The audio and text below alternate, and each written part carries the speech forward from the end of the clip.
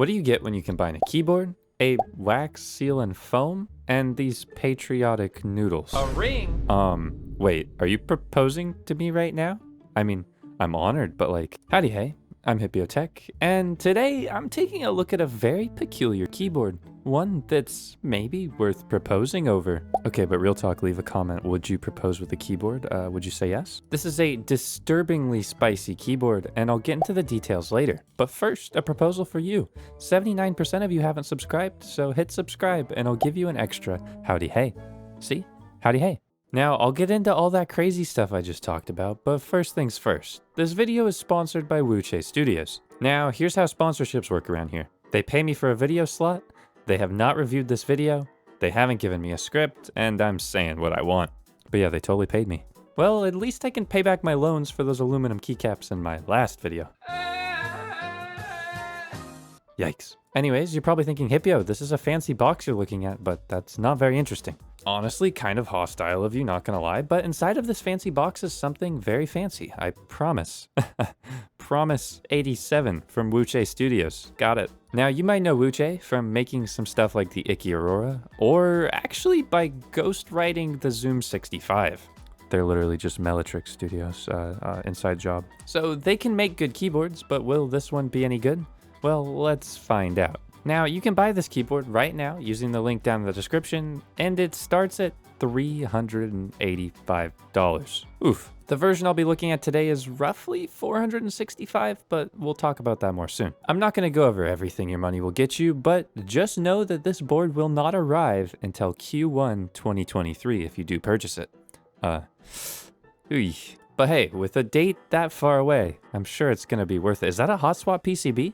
Ooh, hot swap, we like that. That means no soldering. There's also Bluetooth for 65 bucks more, ooh. And a disturbing amount of foam to mod your keyboard with. It's included, that's nice. I don't even have to put sand in here. Oh. Now, you're probably thinking, Hipyo, that's neat and all, but I could get all this in a keyboard that's $200 cheaper. Well, check this out. This is special new material. Hold on, this is written down somewhere. Hold on, let me find it. Oh, I guess we're getting back to that later. Anyways, this really, really heavy box contains something, literally, I ripped it open, it was that heavy. I'm that strong. And it's, a cloth. Nice. Oh no, it's a keyboard. Oh, nice. So as we get into the nitty gritty, let me try and keep you here entertained. You know what's entertaining? Different colors. So let's talk about that. This board comes in 9 different color options with different weight options as well. And you're looking at the lavender color here. That's pretty nice. Now, any of you keen-eyed viewers might have noticed that this board looks incredibly clean, yeah? And no, please don't propose to me right now. No, I'm gonna say no. I don't even know you that well. It's a bit of a parasocial relationship. Stop trying to propose. Okay, I mean, when the diamond looks that good, I mean, if you hit the join button down below, maybe I'll consider it. You know, I'm not gonna say yes or anything, but I would consider it at the very least for $5 a month. Okay, we're gonna talk about the diamond now. Actually, I really don't have much to say about the diamond. It's a diamond, and it's on the keyboard. There's different colored gems for different colors of the board. It has a stainless steel weight if you pay the way expensiver option, and it looks gorgeous, which we'll look at very shortly. This board is made out of 6063 aluminum, also known as expensive metal, and the craftsmanship here is honestly impeccable. This is a prototype unit, and it still looks gorgeous. I'm in awe. The edges have this really nice, is it a chamfer? Is it a bevel? I don't know. But it's a nice little silver accent, and it looks incredible. Now, I'm gonna throw out a lot of shade here, but if you happen to have a big stupid, then you might pay $5 extra to give up your Windows key. But at least you get a fancy metal block for $5. Sorry, Windows keyless users, I don't get it. I just don't get it, I can't. Now, you're still probably wondering about those noodles that we looked at earlier. We'll get into those soon. That's the mounting system for this keyboard. But as I promised, let's take a look at the back. Yeah, we're doing it. Booty shot, butt shot, let's go. Wait, is this the BP oil spill? No, think of the birds. The birds, no! Oh, it's just the weight. Okay, the birds are fine. Shout out BP and oil companies, you suck. Bikes for the win, cars are lame. Maybe that's a hint in a future video. Now, I won't spend too long on this, but I am pretty hypnotized, and howdy hey, look at me in the weight. This is the prism style of weight, and it's stainless steel, also known as, why is there a spot on it? What the hell? There's a spot on my weight. Oh, it's coming off quite easily, actually. Okay, we're good. I don't have to riot. That's nice. Now, this thing is incredibly pretty, but at almost $100 more than the aluminum sandblasted weight, I don't know if it's worth being able to view RuneScape in the back of your keyboard. And yes, I'm addicted to RuneScape again. Good luck. No more videos ever. Sad. Now, you're probably writing a comment at home like, why would you add hundreds of dollars onto your keyboard just for a fancy weight? Well, I mean, the weight's gonna affect the sound a little bit, but it's just pretty. And dear God, why did he do that? Past Hipyo, no. Oh, it actually kind of rubs off fine. But it is a fingerprint magnet. Honestly, I'm not the biggest fan of these super shiny weights. Like, they look pretty, but for practical keyboard use, eh. But now say it with me, everyone. Preference. We did it, yay. Now, speaking of preference, I would prefer to get this board open and built, so let's go ahead and remove some of the screws. This board has an invisible screw design, meaning that when the board is actually built, you don't see any of the screws, which you would expect from something this expensive. Now, opening this thing up reveals a different internal weight that, do I look at it? Do I not look at it? That's 4 screws. That's a lot of screws, you guys. I don't know. Okay, fine, you got me. I'll take a look at it. Now, oh, that look is actually so nice. This reminds me of like a knife in CSGO or something like that. I kind of like that. Too bad you never see it. Anyways, the stainless steel weight that's inside of the board comes standard. This isn't an extra upgrade. It says default. And mine is numbered number 2, so that's kind of cool, I guess. Now, we're going to be moving this thing to the side to get into the first step. Oh, it's a Hipyo Tech lube pouch that you can get from my merch down below, my merch store. Check it out. They're actually super affordable, and you can keep lots of things in them. And they're going away very soon. Anyways, I lubed some stabilizers. These are Duroc V2s. I just used some Krytox, and all of the lubing supplies will be linked down below.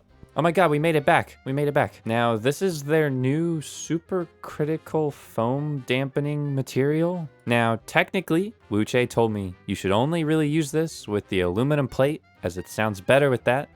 But I was like, nah, I'm not gonna do that. We're not doing that actually. Thank you though. I mean, it's super critical. I love critical hits. Darn it, I had a joke there somewhere. Anyways, similar to the early worm that got eaten by the bird, I put on the stabilizers too soon, so I had to take them off so that I could put this foam back on. Now, if you want this board to sound more thocky, then you probably want to go with the full pour-on with the polycarbonate plate. However, I want to go for that like key culty sound of like semi-thock, semi-clack, so I'm trying this out to see if I'm going to get that.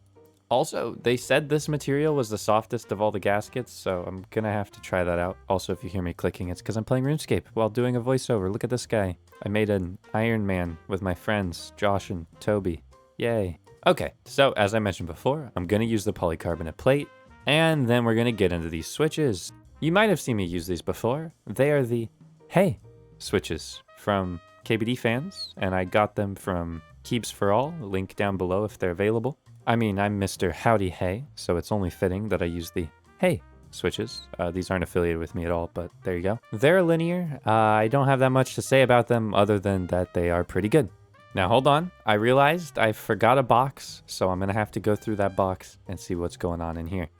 Okay, we've got 3 little baggies, and it's a little bit mysterious here. Now, usually you shouldn't open baggies that you get from strangers, but this was from kind of not a stranger. What are these? What are these? Why do they look sus? Why they got little holes in them? I'm questioning this. Oh, these are the gaskets. Okay. So there's 3 different types of gaskets. Red is the stiffest, white is the middle stiffness, and blue is the lightest, I guess. The least stiff mood. Anyways, now that these are arranged in a patriotic American flag, yeehaw. Well, these are like little socks that you put around your plate, and be very careful if you're putting these on at home. I felt like I was gonna break the plate like 5 different times, and I'm pretty sure I was doing this correctly. I was gonna cut to magic, but I felt like I just needed to show you me putting them on. I didn't break anything. You just put them on over one side. They're little socks, and what these are gonna do is they're gonna dampen your typing experience, make the board a little bit flexier, hopefully, which we're going to check in on soon. Hopefully no issues with that. No issues, not at all. Anyways, now we can put the switches on the plate. Now make sure if you're putting switches on a keyboard and you're at home, support it from the back. Support it from the back anytime. You're putting it in the front, support it from the back. Sorry, we're talking about keyboards here. Keyboards. Now that's pretty much the build, right? I just put it together and everything's gonna fit. And wait, why is it not fitting properly? I mean, okay, we're gonna have to investigate this. Okay, quick investigation later. It looks like some of these switches are blocking the top housing. This is actually pretty normal. I've seen it in a lot of different keyboards. The fix is to just remove those switches, build it, and then put those switches back in. So no big deal. That's just a way to get it screwless. So we put the switches back in and our life is complete. Ooh, the music's picking up. What's going on here? Is there something exciting about to happen? Oh, it's PBT Hipyo. That's the keycap set he's gonna use. Look at this guy. So this is self-shill time. This is my keycap set that I made in partnership with Kinetic Labs. This is PBT Hipyo, or Polycaps Hipyo. It's a pretty affordable keycap set with disturbingly cute novelties that were made by EuroPSD.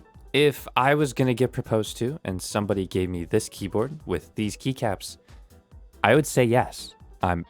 If they were someone I wanted to marry, that is. These keycaps are in stock and you can check them out with the link down below. That means it's not a group buy. You get them right after you buy them. So now you're probably thinking, Hipyo, it's been 11 minutes. The only thing special about this keyboard is the fact that it's got a fake diamond in it and that it looks pretty. Well, again, okay, why are you being so harsh if you watched 11 minutes of my video? Oh, you probably skipped through, didn't you? That's pretty mean. Go back, it supports watch time. Well, yeah, this board is incredibly pretty. And wait. I haven't talked about how it feels to type on or how it sounds. And I have an important solution here.